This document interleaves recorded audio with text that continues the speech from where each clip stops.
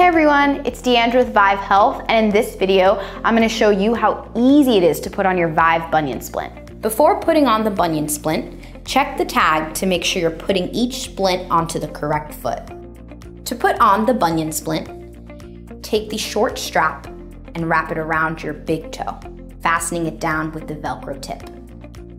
Then, take the long strap and wrap that around the arch of your foot and secure it down, making sure that the metal splint inside is up against the side of your foot.